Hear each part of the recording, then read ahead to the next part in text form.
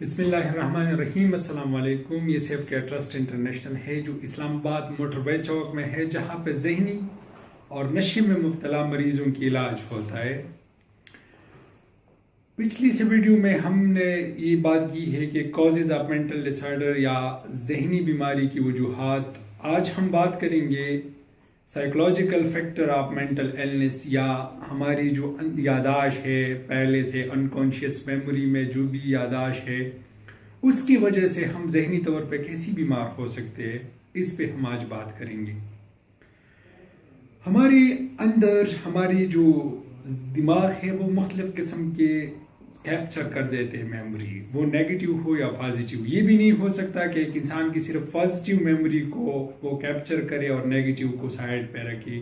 اور یہ بھی نہیں ہو سکتا کہ صرف نیگیٹو میموری کو کیپچر کرے اور اپنے ساتھ رکھے اور پازیٹیو کو سائڈ پہ رکھے، کیونکہ انسان مختلف ایونٹس، مختلف ایکسیڈنٹ، مختلف ایکسپیرینسز سے گزر جاتا ہے جو آئندہ کے لیے اس کے لیے بہت اہم ہے، آئندہ کام آتے۔ اس قسم کے مختلف ویڈیوز کو مختلف قسم کے اپنے جو سوچ میں رکھنے کے لیے وہ چیزیں اپنے ساتھ رکھ دیتے ہیں۔ بعض ایسی سوچ ہے، بعض ایسی میموری ہے جو انسان کے لیے بہت پینفل اور تکلیف دہ ہوتی ہے، مگر پھر بھی اس کو اپنے ساتھ ایکسپیرینسز کے لیے فردر رکھنا بہت ضروری ہے۔ یہ بھی اگر میرے سوچ میں نیگیٹو تھنکنگ نہ ہو تو ہم نیگیٹو سے اپنے آپ کو بچا بھی نہیں سکتا، اگر پازیٹیو تھنکنگ نہ ہو تو ہم پازیٹیو کام کر بھی نہیں سکتا۔ اس لیے ہماری اندر نیگیٹو تھنکس پائے جاتے ہیں، ہر ایک انسان کے اندر نیگیٹو تھنکس پلس پازیٹیو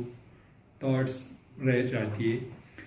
آج ہم بات کریں گے کہ نیگیٹو تھنکنگ یا نیگیٹو تھاٹس کی وجہ سے جو ہمارے لیے پینفل ہے، اس سے کس طرح ایک انسان سائیکولوجیکلی یا ذہنی طور پہ بیمار ہو سکتا ہے۔ ایک انسان کے لیے جب مختلف قسم کے ایکسپیرینسز سے گزر جاتا ہے، فار ایگزامپل ایک پینفل میموری اس کی سوچ میں آتا ہے اور فلیش بیک ہوتی ہے، بار بار اس کو یاد آنا پڑتا ہے، یاد آتا ہے، تو اس میموری اس کی سوچ پہ یا تھاٹ ایسوسیشن اور کنسسٹنسی پہ مختلف قسم کے اثرات کر دیتے ہیں۔ اس تھاٹ کنسسٹنسی کو ہم نے کوپنگ نہیں کرنا ہے۔ اب اگر ہم اس کو کوپ کریں تو ہم اس کو سائڈ پہ رکھ سکتے ہیں، مگر بعض انسان میں کوپنگ میکینزم کم ہے، تو اس لیے وہ مختلف قسم کی انزائٹی اور ڈپریشن میں چلا جاتا ہے۔ جب ایک انسان انزائٹی اور ڈپریشن میں چلا جاتا ہے تو اس کے اندر جو کیمیکل ہے جو ہماری سوچ کے لیے، ہماری دماغ کے لیے بہت ضروری ہے،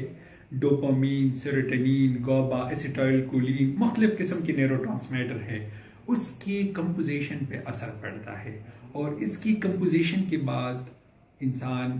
مینٹل ایلنس یا ذہنی بیماری کو مور ولنریبل ہو جاتا ہے۔ اس قسم کے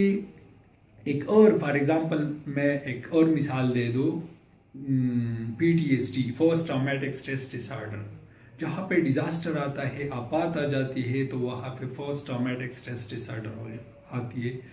post traumatic stress dis order جب انسان ایک آفت یا ایکسیڈنٹ سے گزر جاتا ہے اور اس کی سوچ میں بار بار وہ ایکسیڈنٹ یا ایونٹ کے حوالے سے سوچ آتا ہے، تو وہ سائیکولوجیکلی وہ نارمل نہیں رہتا، تو ہم ایک بیماری اس کے لیے post traumatic stress dis order میں ڈال سکتے۔ تو یہ سائیکالوجی میں مختلف قسم کی بیماریاں ہو سکتی ہے، اس کی وجہ سے سمپل انزائٹی بھی ہو سکتی ہے، یا ڈپریشن جو ہم اس کو نیوروٹک ڈس آرڈر میں رکھ سکتے ہیں۔ اس کے علاوہ مور سیریس دین دیٹ بھی ہو سکتے ہیں، for example psychotic disorder, schizophrenia, for example schizophrenia اس کی اسپیکٹرم میں بھی آ سکتے ہیں۔ اس قسم کے ویڈیوز کے لیے آپ لوگ انشاءاللہ اس پہ ہم آگے بھی بات کریں گے، لیکن اس قسم کے ویڈیوز کے لیے آپ لوگ ہمارے چینل کو سبسکرائب کر سکتے ہیں سیف کیئر ٹرسٹ انٹرنیشنل کے نام سے، اور اس کے ساتھ ساتھ بیل کی بٹن پہ کلک بھی لگائیں تاکہ ان ویڈیو سے آپ لوگ باخبر رہیں۔